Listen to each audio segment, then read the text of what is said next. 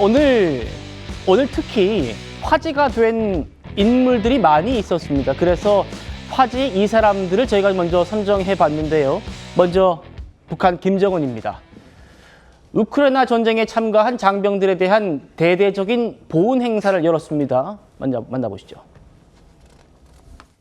참전 용사들이 이룩한 승리는 절대로 훼손되어서는 안 될 조선인민군의 위대한 명예를 굳건히 수호하고 우리 국가 존립과 발전에 확고한 담보를 마련한 거대한 공적이며 세계 전쟁사의 사변으로 된다고 긍지 높이 말씀하셨습니다.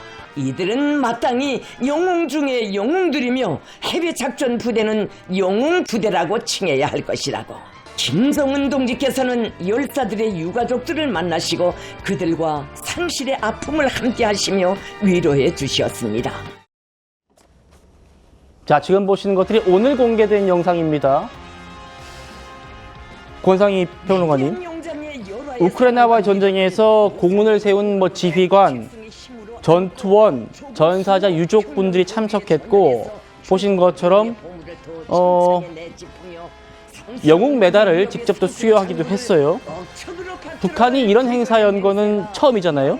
네, 그렇습니다. 이 러시아를 위해서 전쟁에 파병된 지휘관 또 전투원들에게 국가 표창을 수여하면서 대대적인 보훈 행사를 벌인 건데요.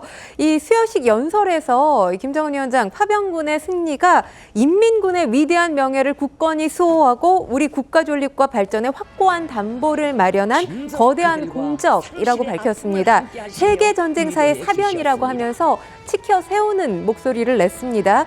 또 파병이 조국의 운명과 장래를 위해서 당과 정부가 내린 정치적 결단이었다. 이렇게 강조하고 있는데요. 이날 아까도 말씀을 하셨지만 유족까지 참여를 했습니다. 또 위훈을 세운 부대원들에게 공화국 영웅 칭호를 수여했고요. 전사자들의 초상 옆에 공화국 영웅 메달을 직접 달아주기도 했습니다. 이렇게 대대적인 보훈 행사 공개가 된 것, 아무래도 이 참전에 대한 정당성과 관련한 목소리들이 이전에도 있었는데 네. 이 정당성을 부여하기 위해서 이런 행사를 마련한 것이 아닌가 해석됩니다.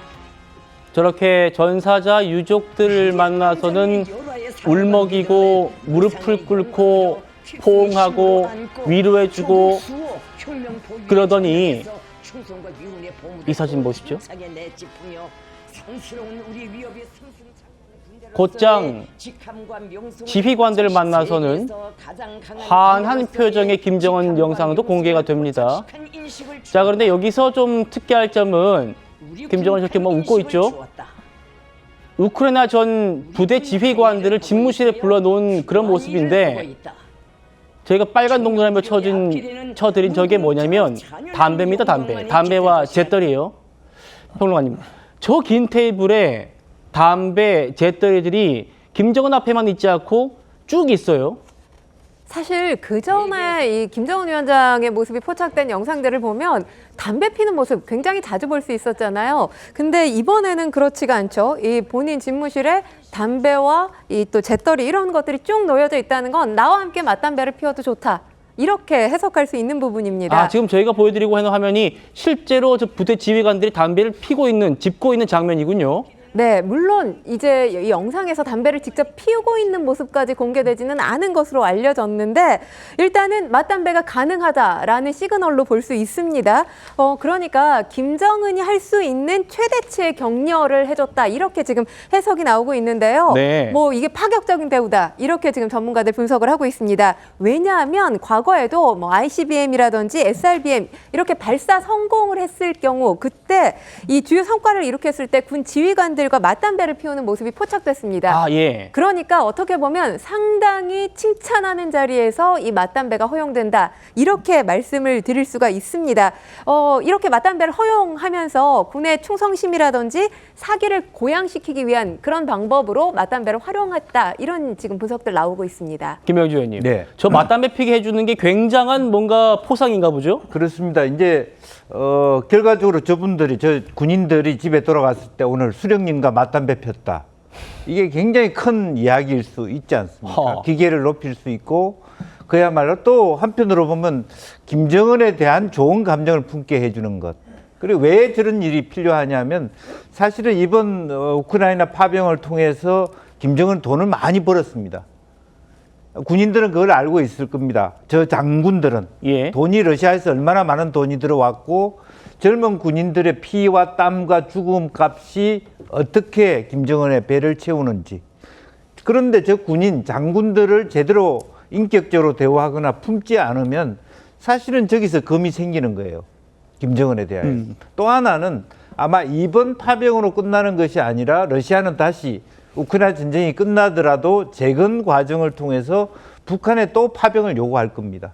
그때 또 가주기를 바라는 아주 가는 것이 굉장히 큰 보온이 되고 본인한테 공을 세우는 것이 되고 그런 김정은과 가까이 가게 되는 그런 부분으로 설레게 해줌으로써 다음 파병을 이롭게 해주는 김정은 입장에서 외화벌이가 좀 더 손쉽게 되고 또 실제적으로 군인들의 사기를 더 높이는 계기로 삼겠다라는 숨은 의도가 저 안에 깔려 있다 그렇게 보여집니다. 예.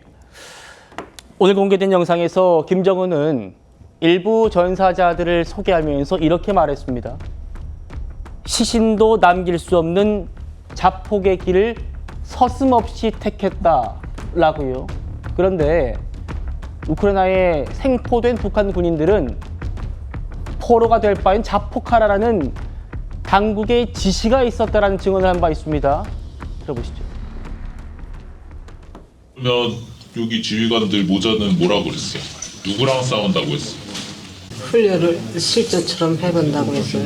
옆에 동료들이 죽는 것을 보고 거기 난공원에 숨어 있다가 여기서 살고 싶어요.